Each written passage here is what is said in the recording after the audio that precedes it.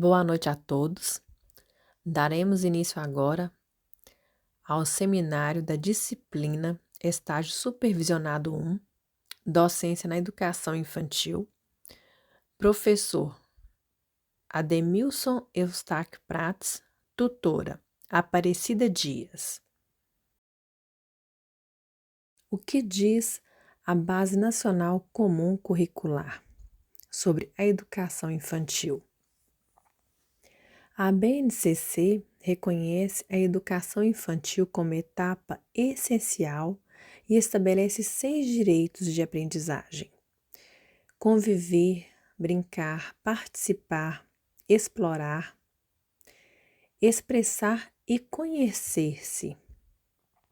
Reconhecendo as especificidades dos diferentes grupos etários que constituem a etapa da educação infantil, os objetivos de aprendizagem e desenvolvimento estão sequencialmente organizados em 3 grupos por faixa etária, que correspondem aproximadamente às possibilidades de aprendizagem e às características do desenvolvimento das crianças. Bebês entre 0, 1 ano e 6 meses, crianças bem pequenas, 1 ano e 7 meses, 3 anos e 11 meses, e as crianças pequenas, 4 anos, 5 anos e 11 meses. Ao estabelecer os campos de experiências, eu, o outro e nós, corpos, gestos e movimentos, traços, sons, cores e formas, escuta, fala, pensamento e imaginação, espaço, tempo, quantidades, relações e transformações, reconhecendo as especificidades dos grupos, pode desta forma proporcionar uma prática que valorize o desenvolvimento das crianças.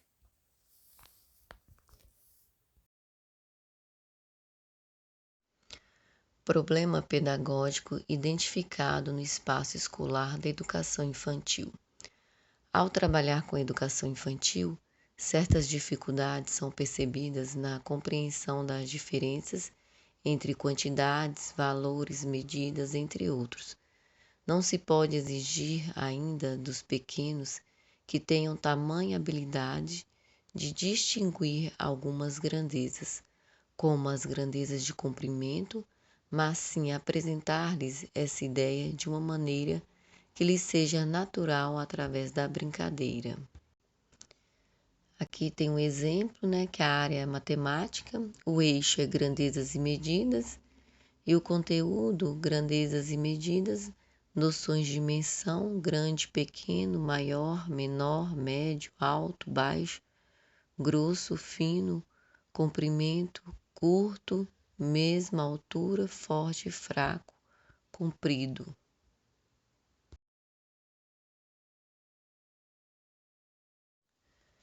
Aqui nós temos alguns exemplos da ludicidade, que brinquedos e brincadeiras.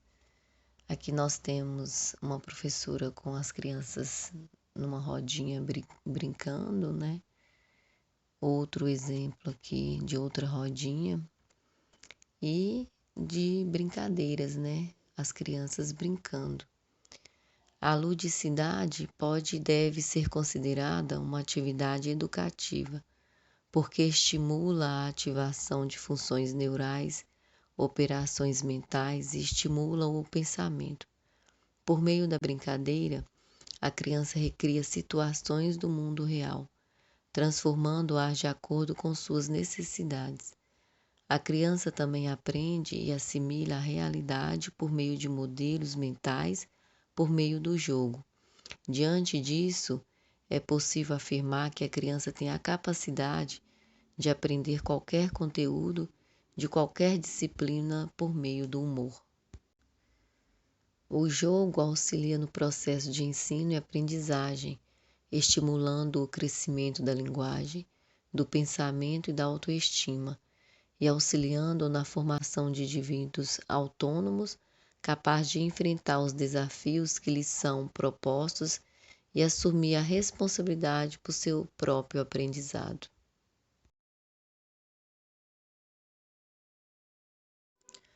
A atividade educativa e a ludicidade. As brincadeiras podem ser utilizadas como sensibilização para um projeto de trabalho, assim como para a introdução de um conteúdo. Aprender brincando. Socialização da criança desenvolve a compreensão do aluno, o autocontrole e o respeito por si próprio. Estimula o raciocínio lógico, aumento da capacidade comunicativa, eficazes como fixação de aprendizagem, para aprofundamento de conteúdos já trabalhados.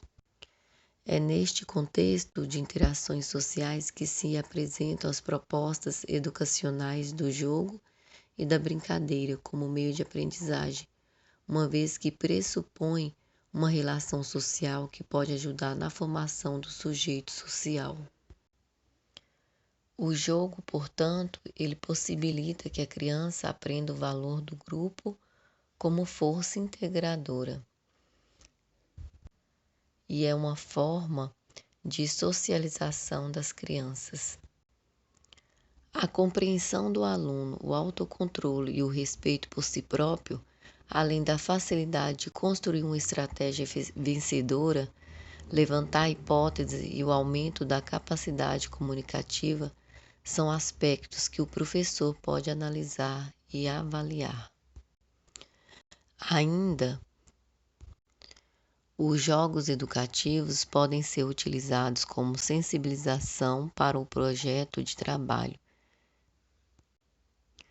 O jogo, como função de aprendizagem, desempenha duas funções, a lúdica e a educativa.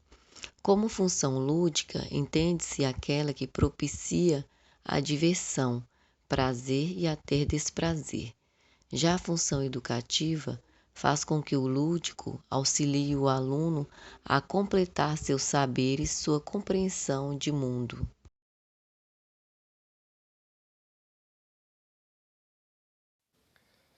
Para a construção da nossa sequência didática, utilizamos como referencial teórico o artigo Sequência didática na educação infantil para auxiliar o desenvolvimento do senso numérico, cujos autores são Antônio Silva, Andréia Machado e Karina Borges.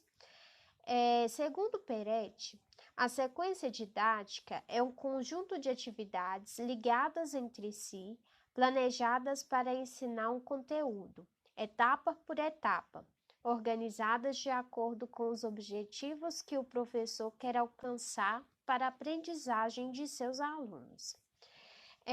Araújo complementa que uma sequência didática deve ser realizada em um espaço de tempo relativamente curto e ter um ritmo adaptado às possibilidades de aprendizagem dos alunos.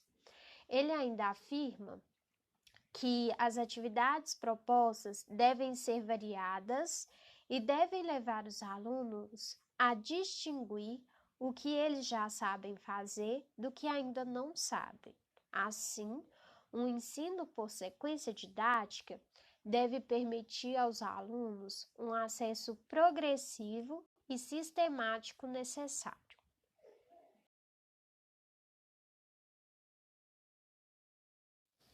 O tema da primeira aula é atividades pré-numéricas, grandezas e classificação. Essa aula deve ser ministrada de maneira lúdica e interativa, ressaltando a participação e o conhecimento prévio dos alunos. E tem por objetivo compreender as atividades pré-numéricas, grandezas e classificação. No primeiro momento da aula, o professor deverá organizar a sala em uma roda para as apresentações. Em seguida, cantará as músicas infantis Índiozinhos e A Galinha do Vizinho.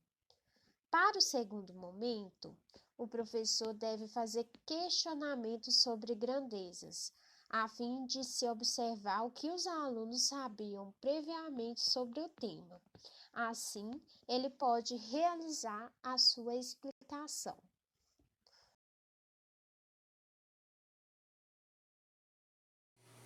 Dando continuidade à sequência didática, essa aula propõe um vídeo e um jogo, sendo ambos seguidos por explicações e interações. Antes de iniciar o jogo, é importante trabalhar com os alunos noções de maior e menor, mais alto e mais baixo, mais fino e mais grosso, mais leve e mais pesado. Isso pode ser feito por meio do vídeo, que desafia as crianças a refletirem a respeito das grandezas e medidas e noções de dimensão.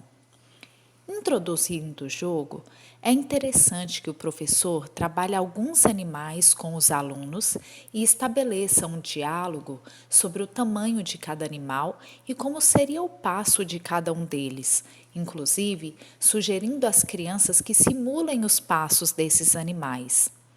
Feito isso, o professor deve organizar os materiais para a atividade.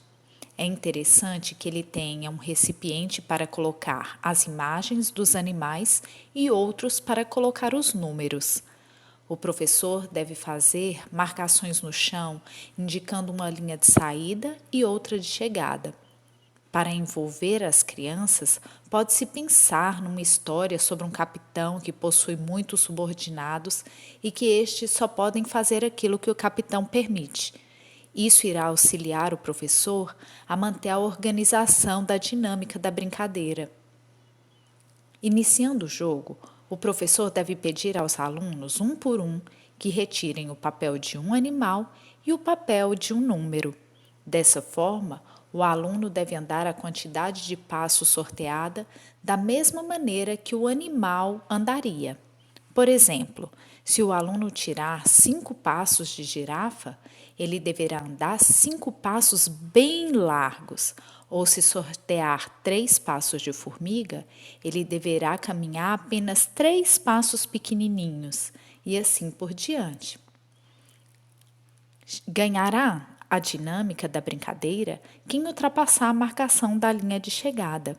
E ao final, o professor deve estabelecer um diálogo sobre a relação entre os passos de cada animal, levantando questões como: quem andou a maior distância? O passo de qual animal é mais eficiente?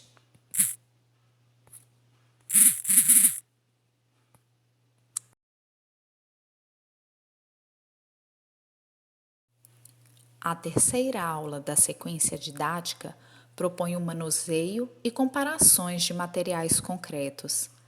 Através da comparação dos tamanhos dos objetos presentes na sala de aula, demonstrando diferentes tamanhos de lápis de cor, utilizando blocos para diferenciar espessuras, usando cadernos e livros para classificar os tamanhos. Em seguida, os alunos devem ser desafiados a colocar os blocos de espessuras diferentes em caixas para classificá-los conforme sua igualdade e também de acordo com as espessuras em ordem crescente e decrescente, e assim por diante. Num outro momento, conduza os alunos a fazer comparações entre os tamanhos dos colegas. O professor pode utilizar a dinâmica das brincadeiras de roda, como por exemplo com a cantiga Se Eu Fosse um Peixinho, colocando no centro da roda do menor ao maior aluno da classe.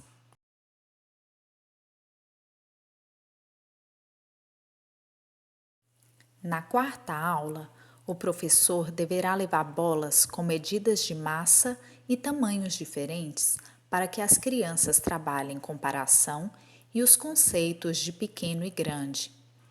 Iniciar a atividade colocando a caixa com as bolas no meio da sala e ir passando de mão em mão. Pedir para que as crianças segurem as bolas de vôlei, tênis, vôlei de praia, basquete, futebol e irem sentindo qual é a maior, qual é a menor, qual é a mais leve e qual é a mais pesada.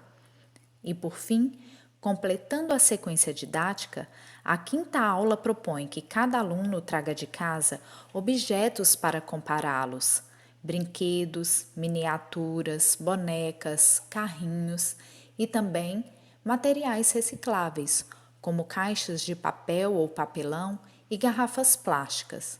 Os objetos são únicos. As crianças deverão estabelecer classificações referentes ao tamanho, cor, forma, dentre outros.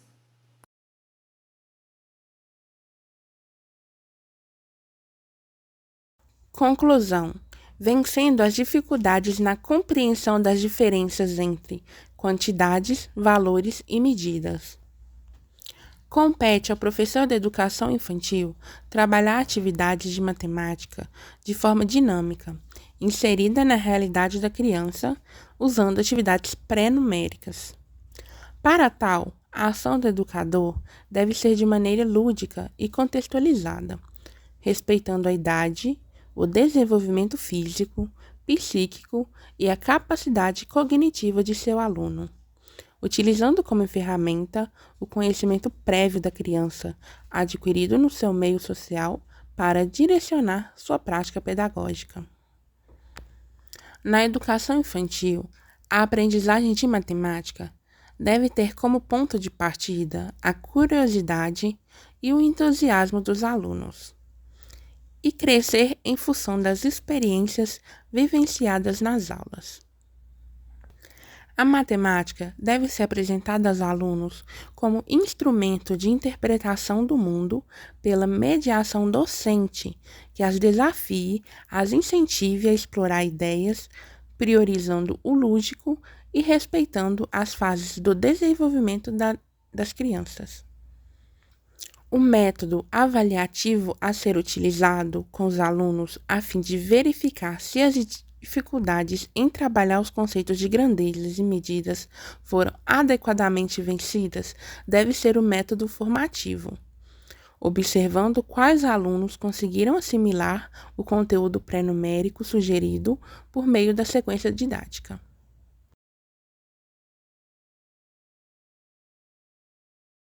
Essas foram as referências utilizadas na elaboração e apresentação desse trabalho.